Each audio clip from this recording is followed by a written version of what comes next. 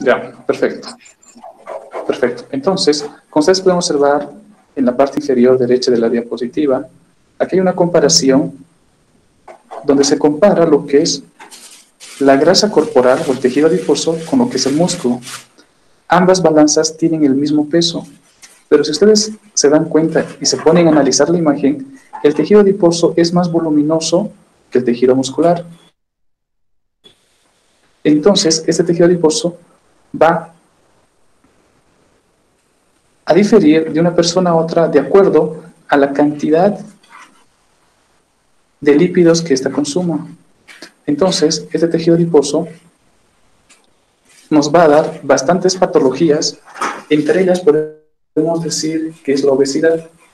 La obesidad es una patología que se encuentra en el primer lugar a nivel mundial después de la hipertensión arterial y la diabetes.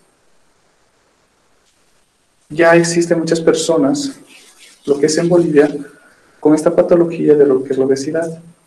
Entonces nosotros como médicos tenemos que saber diagnosticar desde el primer momento que ingresa lo que es tu paciente y sacar el índice de masa corporal para darles un tratamiento adecuado.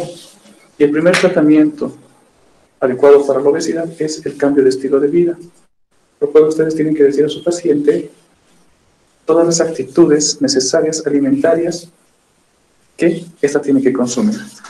Vamos a ver en este gráfico en la parte superior que existen dos tipos de tejido adiposo, que es el tejido adiposo blanco, unilocular, y el de acá tenemos lo que es el tejido adiposo pardo o multilocular.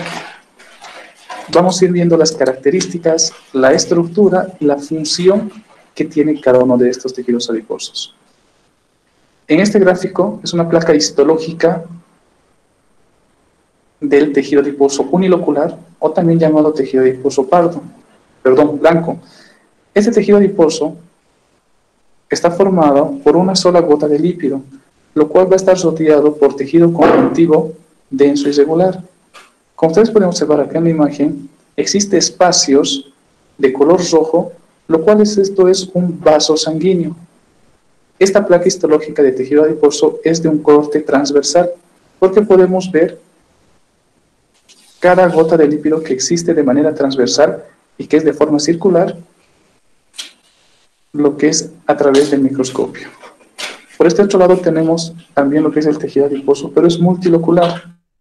La diferencia que existe del unilocular al multilocular, que esta presenta varias gotitas de lípido en una sola gota de lípido. Entonces, este tejido adiposo, también llamado pardo, gracias al color que va a tener con lo que es la tinción, y esta poder observar en el microscopio. Tenemos que ver las características de cada una de ellas. Entonces empezamos con lo que es el tejido adiposo blanco. Este tejido adiposo blanco se va a encontrar en la persona desde que nace hasta que muere.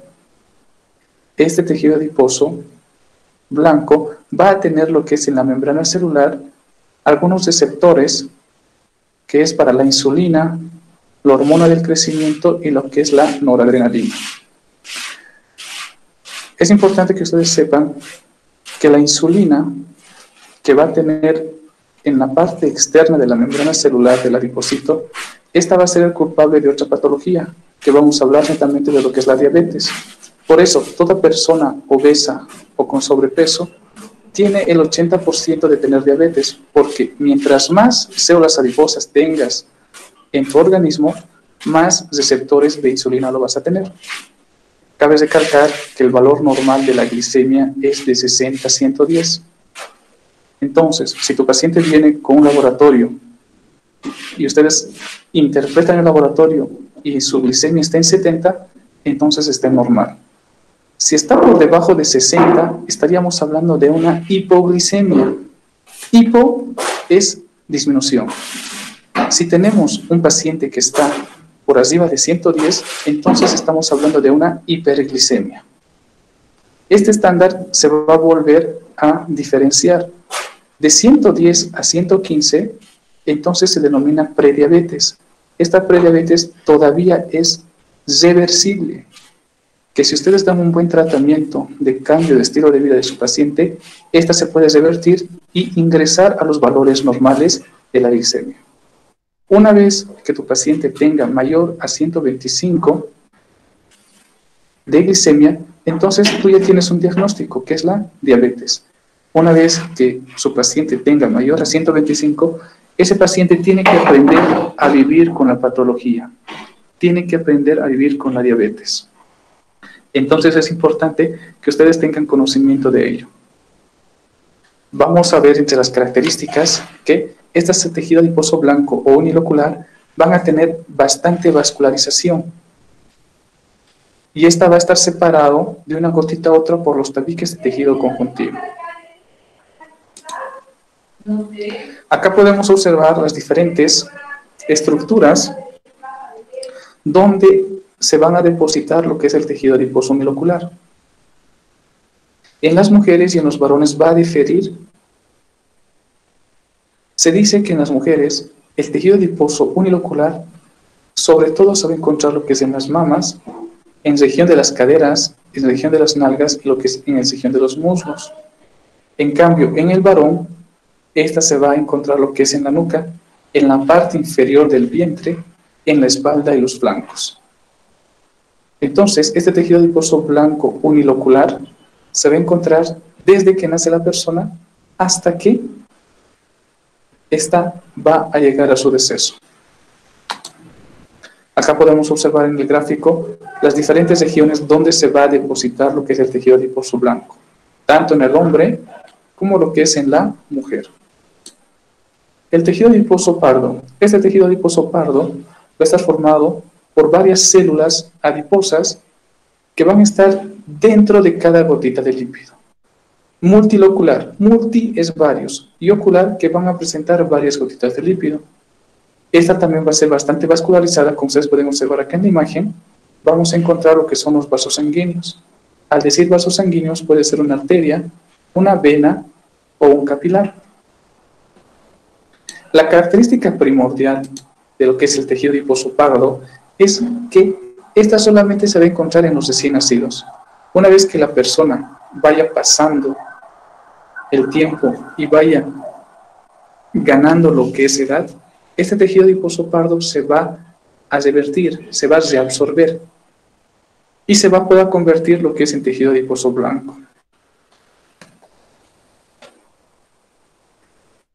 Vamos a hablar también de algunas hormonas que estas se van a encontrar lo que es en el tejido adiposo blanco. Hablamos netamente de lo que es la leptina. La leptina es una proteína que esta se va a encontrar o va a ser liberada por los adipocitos. Esta leptina actúa reduciendo el apetito al unirse con una neuropeptina Y. Entonces, la leptina es una hormona que va a ser secretada por los adipocitos, lo cual va a reducir lo que es la cantidad de apetito de la persona. Pero también existe cuando la leptina se sale de control y la persona tiene más ganas de ingerir alimento. También llamamos lo que es otra proteína, que es la adiponeptina, que también es una hormona proteica que va a ser producida por los adipocitos. Esta netamente va a circular lo que es por la sangre,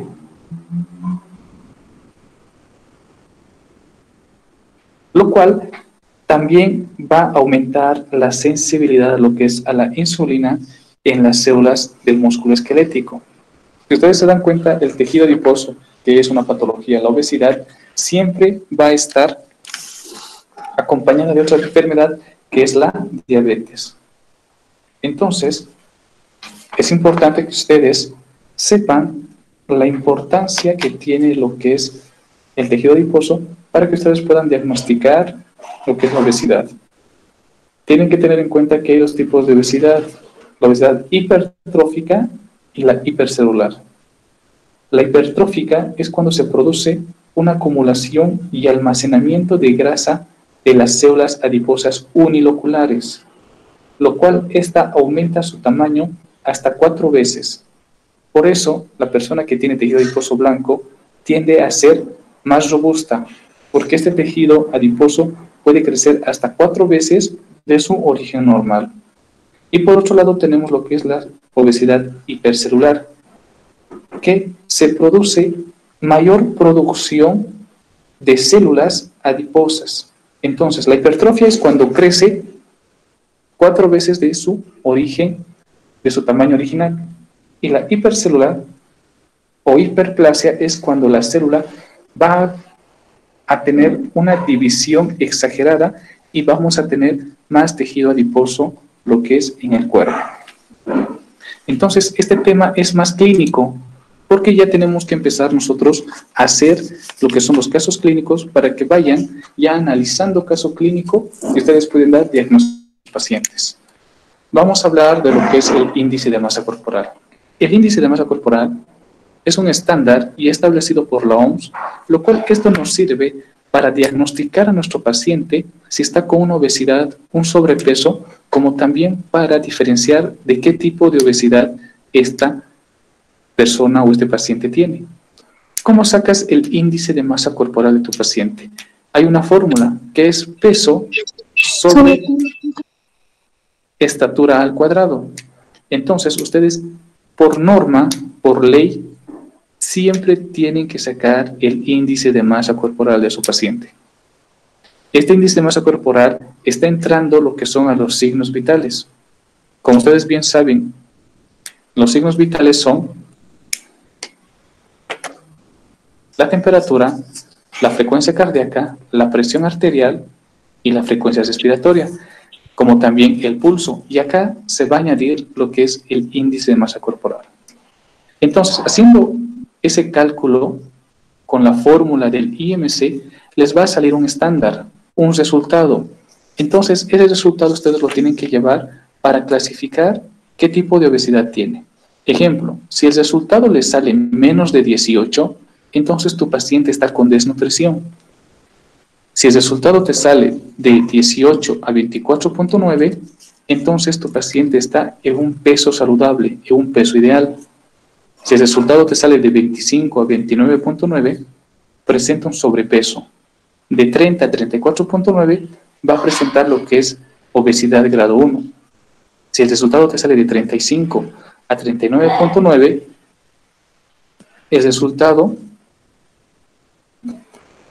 va a salir lo que es obesidad de grado 2. Y te sale mayor a 40, entonces decimos que ese tu paciente ya va a tener una obesidad mórbida.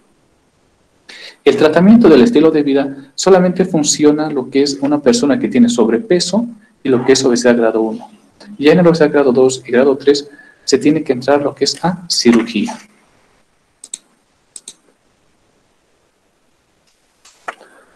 Acá vamos a ver las diferentes etapas donde la persona puede ganar lo que es el peso corporal. Hemos dicho el crecimiento hiperplásico, lo cual va a aumentar el número de tejidos adiposos. Y el hipertrófico, como ustedes pueden observar, es tanta la magnitud de la multiplicación de tejido adiposo que podemos llegar a una obesidad mórbida. Paciente que tenga obesidad es paciente que va a adolecer de las articulaciones, que va a presentar una artritis o una artrosis. Por eso muchos pacientes con obesidad siempre se van quejando de lo que es dolor de rodilla o dolor de lo que es sus caderas.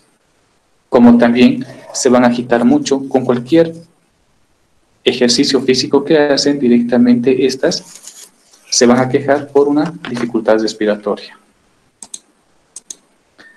Otro estándar para sacar lo que es o diagnosticar lo que es la obesidad, tenemos lo que es a la circunferencia abdominal. Esa circunferencia abdominal nos sirve también para la clasificación si tu paciente tiene sobrepeso o no. ¿Cómo se saca esto? Directamente nosotros tenemos que tener una cinta métrica, lo cual nosotros tenemos que poner en el lugar correcto. El lugar correcto para medir la circunferencia abdominal es en la parte inferior de lo que son las costillas flotantes y tienen que ser a través de lo que es el ombligo. Y en la parte media entre el través del ombligo y las costillas flotantes, van a poner lo que es la cinta métrica para que ustedes puedan medir. Hay muchas personas que solamente miden las caderas, pero están totalmente equivocados porque tienen que medir lo que es la circunferencia abdominal. Entonces te van a salir estándares para que tú también puedas clasificar. En el hombre, lo normal es que salga menos de 94 centímetros. Cuando sale mayor a 94 y a 102, entonces ya podemos decir que el paciente va a tener lo que es la obesidad. Y en la mujer es menos de 80. Si sale mayor a 80, también decimos que ya esta puede tener una obesidad. Existen dos tipos de obesidad, donde este tejido adiposo se pueda almacenar lo que es en el cuerpo. Uno que es en forma de manzana, lo cual va a atacar sobre todo lo que es a la parte abdominal y a la parte de las mamas, y otra que es en forma de pera. Una es ginecoide y otra es androide. Esta es una obesidad androide donde ataca sobre todo lo que es a la pared abdominal, y la ginecoide es donde va a atacar lo que es a nivel de las caderas. Entonces acá podemos observar lo que es la relación entre la cintura y la cadera, donde hay una obesidad ginecoide, que es en forma de pera, donde va a haber un acúmulo de tejido adiposo a nivel de la cintura y de las caderas, y otro que es el androide o de manzana, que va a tener un acúmulo mayor de tejido adiposo a nivel abdominal. Cualquiera de estas patologías siempre van a estar acompañadas de lo que es una hipertensión arterial, una dislipidemia, un síndrome metabólico o lo que es una diabetes mellitus. Entonces, si ustedes se dan cuenta, es importante que ustedes puedan sacar el índice de masa corporal de su paciente. ¿Tienen alguna pregunta o alguna duda de este tema que es demasiadamente corto y es más entendible? De la masa corporal, doctor, por favor. Sí, pero se podría ver un ejemplo. Del índice de masa corporal. Sí, doctor. Para sacar el índice de masa corporal, primero tienes que saber esta fórmula, que es el peso sobre estatura al cuadrado. Y tienes que saber estos parámetros para que tú puedas hacer un buen diagnóstico de tu paciente. Entonces, vamos a hacer un ejercicio. Quiero que todos tengan un lápiz y una hoja de papel. Les voy a dictar un caso clínico y ustedes me dan el diagnóstico del caso clínico correspondiente. Vamos a hacer ejercicios para que ustedes ejerciten cómo sacar el índice de masa corporal de su paciente.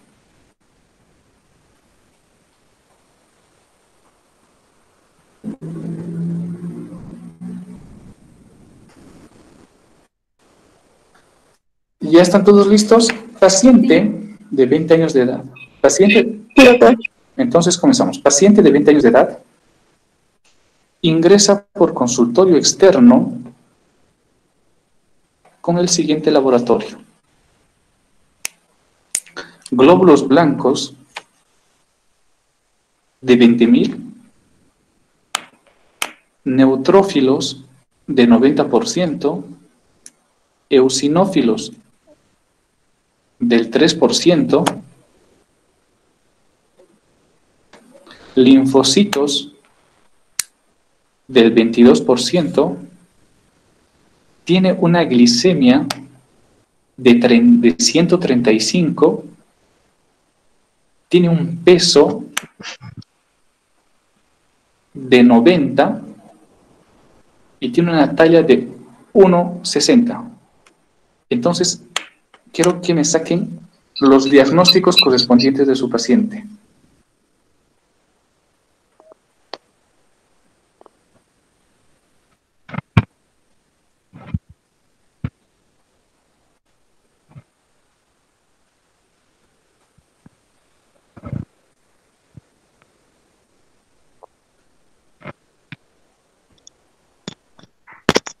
Doctor, ¿cómo lo hacemos? Nos ha dictado los porcentajes.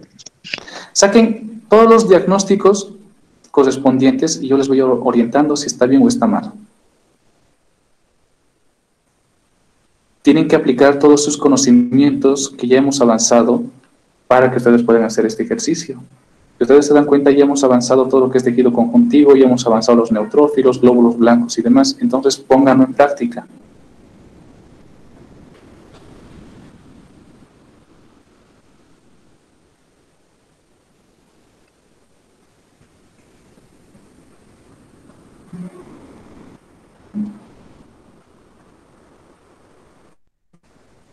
Doctor, esta persona estaría en obesidad en clase 2, porque si sacamos la fórmula del IMC, nos saldría 35.16. Entonces sería obesidad grado 2, ¿verdad? Grado 2. Todos han sacado obesidad. Sí, Todos han sacado obesidad grado 2. ¿Tienen algún problema, dificultad? Sí, doctor, sí sacamos. Sí, igual. ¿Han tenido alguna dificultad? No. No, doctor. Ya, ese es un diagnóstico. Su primer diagnóstico entonces sería obesidad grado 2. Segundo diagnóstico. Doctor, del segundo diagnóstico se considera diabetes, porque se considera diabetes mayor de 125 más. Entonces, otro diagnóstico sería persona con diabetes. Su primer diagnóstico sería obesidad grado 2. Su segundo diagnóstico sería diabetes mellitus. Tercero, les falta un tercer diagnóstico.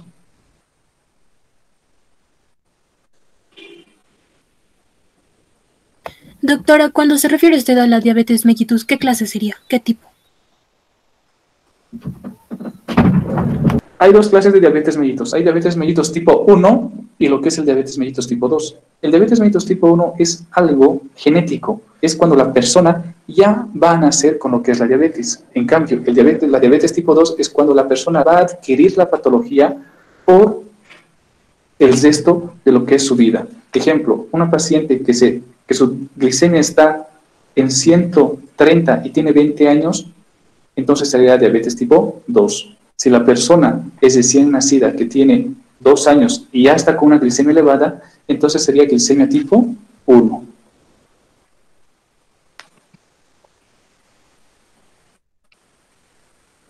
Está bien, Les doctor, falta, les falta un tercer diagnóstico. Los glóbulos blancos, doctor, no está aumentado en 20. Los glóbulos, perfecto, muy bien. Los glóbulos blancos están aumentando. ¿Cuánto es lo normal de glóbulos blancos? Hoy ya tengo 10 o 11. De 5.000 a 10.000. Ah, sí. Exacto. El valor normal de los glóbulos blancos es de 5.000 a 10.000. ¿Cuánto está su paciente? 20. ¿Está en 20.000 que les he dictado? Entonces, entonces, ¿qué tiene? ¿Una leucocitosis o una leucopenia? Leucocitosis. Exacto, una leucocitosis porque está arriba de 10.000. Porque si ese paciente estuviera por debajo de 5.000, entonces tendríamos lo que es una leucopenia. Leucopenia.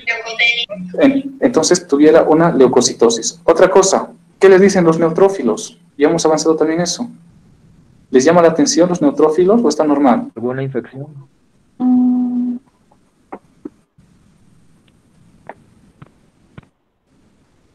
Están muy elevados. Están muy elevados. ¿Cuánto es lo normal de neutrófilos? 60, 70. Es de 60 a 70. ¿Qué función tienen los neutrófilos? Son la primera barrera de defensa ante un agente patógeno. Los neutrófilos sobre todo van a atacar lo que son bacterias. Exacto, y esa infección va a ser bacteriana, ¿verdad? Sí. Porque hemos dicho que los neutrófilos se van a encargar netamente de las bacterias y los eosinófilos se van a encargar netamente de los parásitos.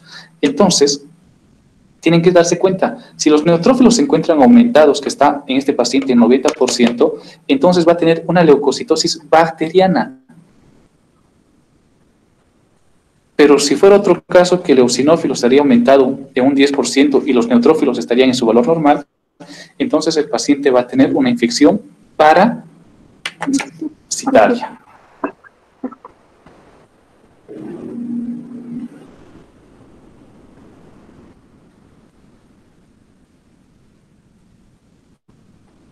¿Han entendido lo que es el tema? Sí, doctor. Sí, doctor. Uma duda. ¿Tienen alguna pregunta o Uma dúvida duda? só, doutor, sobre as duas hormonas. A primeira é a leptina e a outra segunda. Essa não escuché bien. Ya. Hemos dicho que en la membrana externa de los tejidos adiposos va a presentar lo que son dos hormonas que van a ser secretadas. Uno que es la leptina y otro que es la adipoleptina. Lo cual estas hormonas se van a encargar de el apetito que va a tener la persona cuando se va a segregar o se va a sintetizar más leptina, entonces la persona va a tener más apetito. Y la adiponeptina también va a cumplir lo que es la misma función, pero esto va a ser más sensible lo que es a la insulina, que también la insulina se va a encontrar sus receptores lo que es en la membrana celular del adipocito.